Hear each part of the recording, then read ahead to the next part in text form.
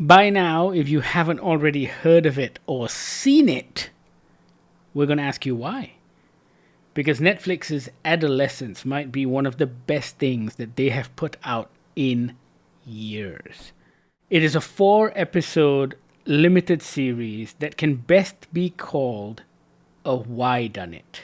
It's not about the who or the where or the how. We know all of that within the first, I would say, 20 minutes of the first episode. It's really about the why.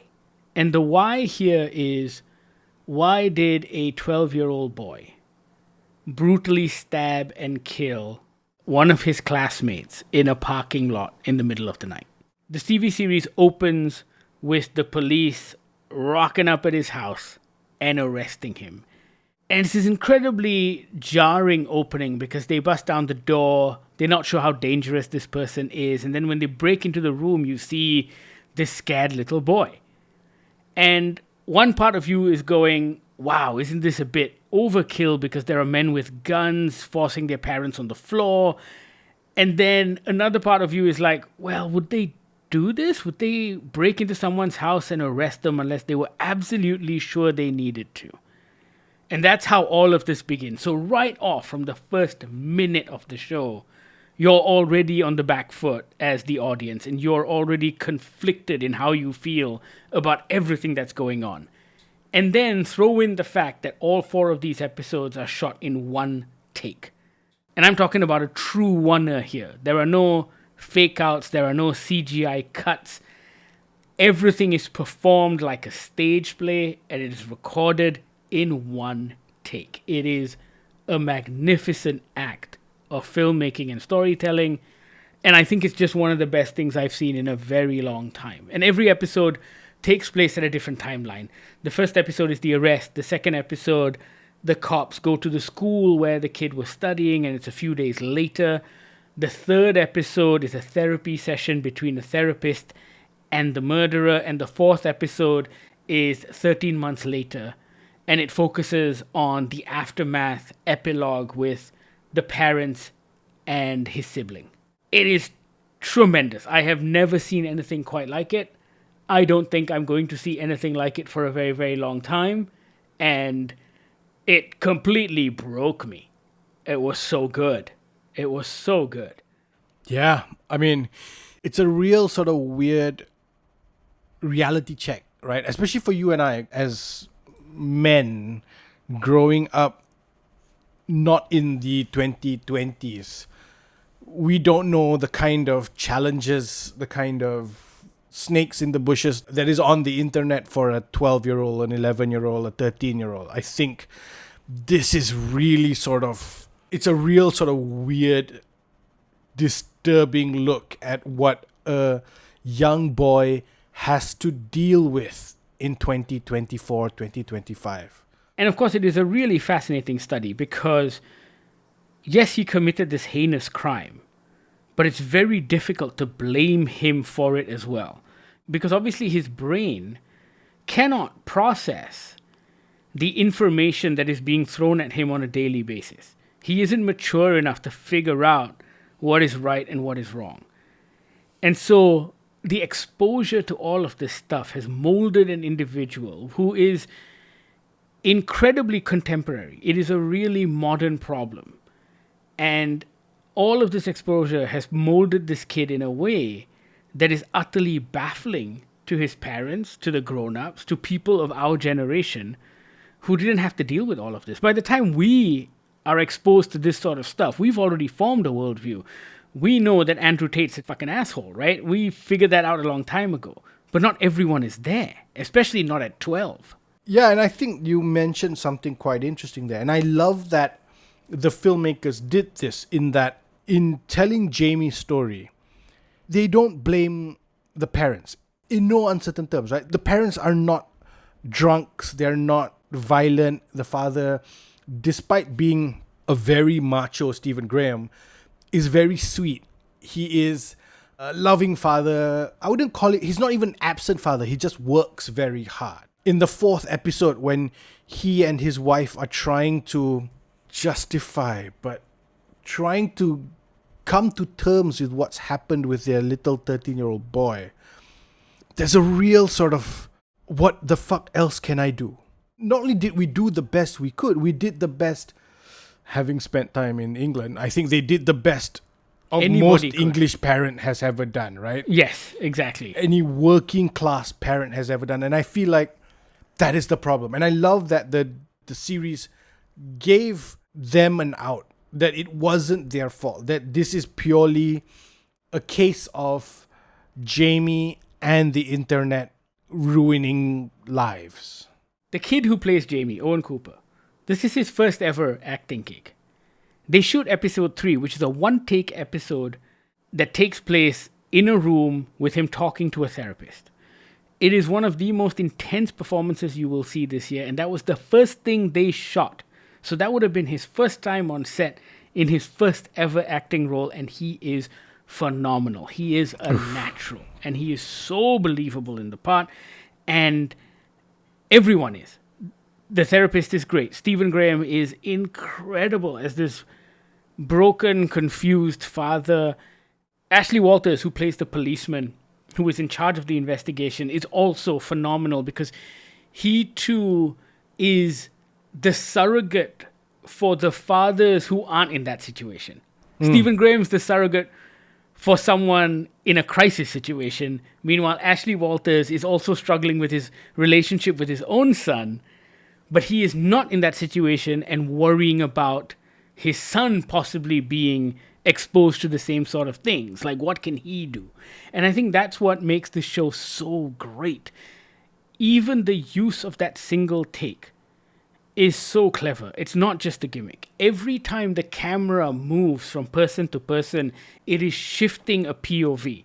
And so you are getting multiple points of view within the same episode and the same story of what is going on, because it's moving you from character to character to character. It is so clever the way they do that. Like, when I first heard about it, I was really concerned that it would come off as a gimmick, that they were going to use it as a gimmick. And I think even the opening of that first episode, I really was like, oh man, this feels like a gimmick. When the two detectives are sitting in the car and he's talking about eating apples because his wife's making him quit cigarettes, and then the camera sort of follows them as they go on this operation. And I really felt like that moment was very gimmicky because there was no real story yet, if you know what I mean. Because they were just documenting this arrest of this child. But for me, when it shifted was when they got in the car. And then suddenly, Ashley Walters' character is like, this is your representative person. And then the camera sort of shifts to him and then shifts back to Owen Cooper's character and then shifts back to Ashley Walters. And I thought, oh, okay, they're actually using it to tell a story and not just to show up on Cinematographers Weekly and be this big thing about shooting in the wonder. I thought that was fantastic. And even in the second episode, right? Because they don't rest on their laurels. There are action sequences, there are chase sequences, there is a magnificent drone shot. I don't know how they pulled that off. I think there's a making of video. I haven't had the chance to watch it yet. It's a great video, yeah. Yeah, and so the technical side of this show is already brilliant. And then there is the storytelling side, and that's what I wanted to talk about, because every episode is structured in such a way that doesn't over-explain or tell you any more than you need to know, and yet it provides a complete story as to what happened. Can I just say quickly, the genius decision for doing the 4 episodes over the course of the situation. First episode is day 1. Second episode is, I think it was day 4 or day 5. And then after that is several months later. And then after that is even longer after that, right? I feel like if they had done a LA Law style following the investigation day to day, week to week, I think it would have fallen on its face.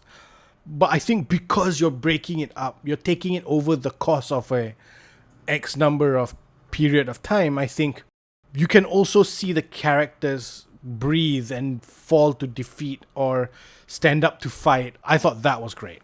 And you get all of the information you need for a complete story.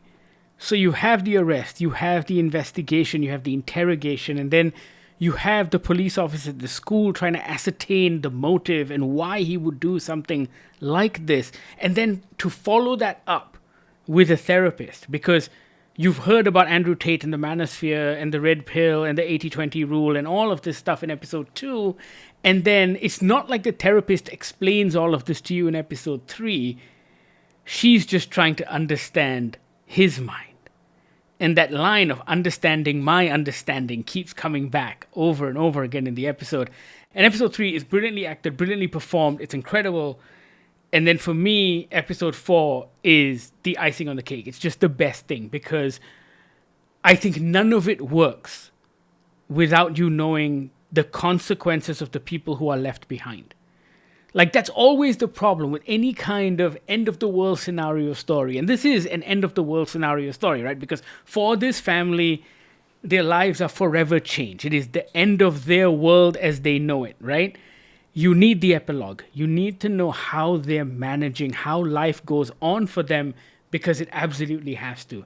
And man, episode 4 has some lines that will absolutely fucking break you. Yeah.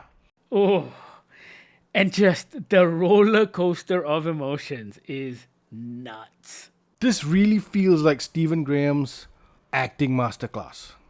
Because you've seen him as the British thug, right? Like the cocky, cockney, brummy, whatever, with a cap low on his face and just always ready for a fight. I think he's played Capone. It feels like that's Stephen Graham. And then to watch him do quiet Stephen Graham, breaking down father Stephen Graham, I was like, wow, I never thought I'd see this side of him, and he was brilliant. If this show doesn't sweep all of the awards, I would be surprised. I think this is another baby reindeer when it comes to award season. And of course, the creator of the show, Jack Thorne, was also responsible for Toxic Town. So he's got 2 for 2 hits on Netflix in 2025 alone. Toxic Town was also fantastic. And the shows that are coming out of the UK from Netflix seem to be the real winners. The other thing, Bahir, which fills me with some confidence, Jack Thorne is also the co-writer on Tron Ares, which is coming out later this year. Yeah. Dude, this guy has a wide scope of work. I mean, he did Harry Potter and the Cursed Child. He did the movie Wonder. He did the first Enola Holmes and its sequel. Okay. He also wrote on his Dark Materials. Oh, he also wrote This Is England. He also wrote This Is England. Wow. All 3 This Is Englands. He wrote all 3, yeah. He's got a great track record. So I was worried about Tron Ares because I was like, third Tron movie, what are they going to do? And now I'm like, oh, okay, this might be pretty good. Yeah. As a new father of a boy, this series was incredibly stressful. Also because you don't know what to do. Because there is nothing you can do. Like, that's the reality. I mean, that's what episode 4 shows you. These were great parents. They were loving parents.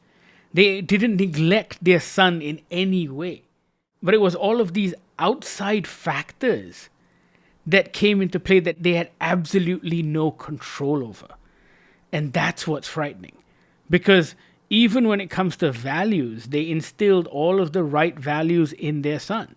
There's a line at the end when they're talking about their daughter and they go, how did we make her? And Stephen Graham's wife just goes, the same way we made him. Yeah, and you're like, that was... oh, son of a bitch. That was, yeah. Yeah.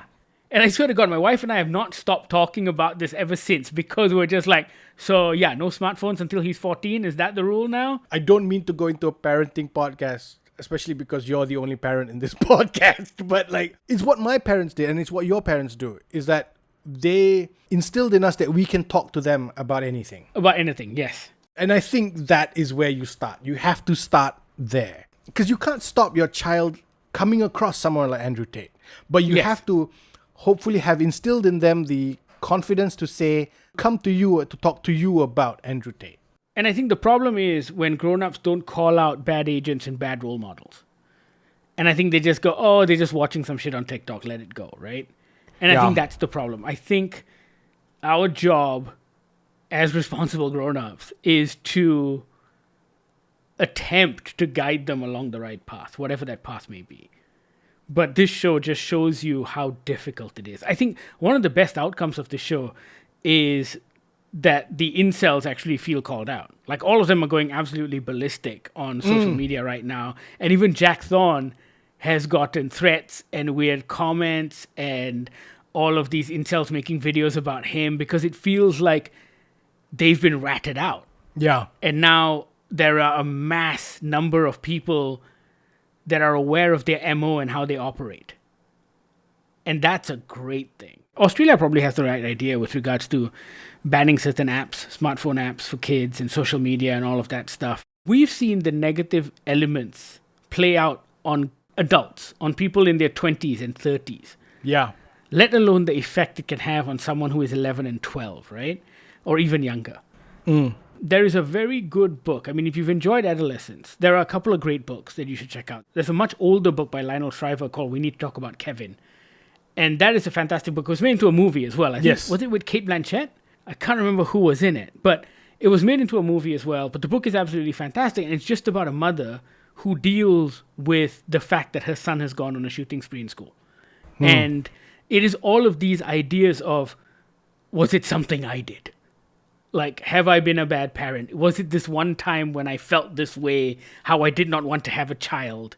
And how did that play on his psychology? And did that cause the psychosis? And it's a really fantastic book from the point of view of a mother. There's a more recent book that's come out called The Anxious Generation that kind of is a study on why the youth today are so anxiety-ridden.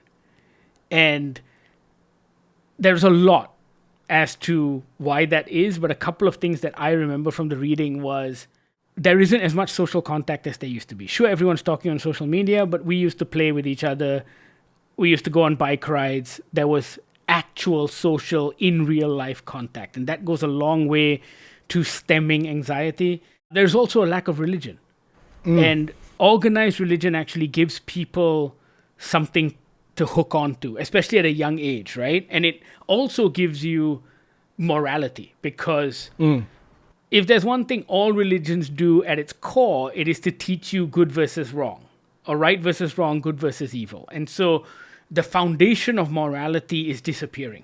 But it's also, I think, it's the foundation of shared morality, right? Exactly. I think the reason the Andrew Tates of the world sort of succeed is because they provide that community to a group of people who haven't had community. Check out those two books if you're interested, post-Adolescence, if you want to know more. They're really good reads. We highly recommend you go and watch this if you haven't already. It is just fantastic filmmaking, fantastic storytelling. It's one of the best things we've seen in a very long time. It's lingered like for over a week with me. I keep going back to certain sequences and scenes and not just thinking about how they pulled it off, but thinking of the impact that it's had on me. It's just so good. Go watch Adolescence. It's now streaming on Netflix, 4 episodes, limited series. Let us know your thoughts on the series. You know how to reach out. We're on Instagram, Goggler MY. You can also email us on podcast@goggler.my or send us a WhatsApp on the Goggler hotline, 012-524-5208.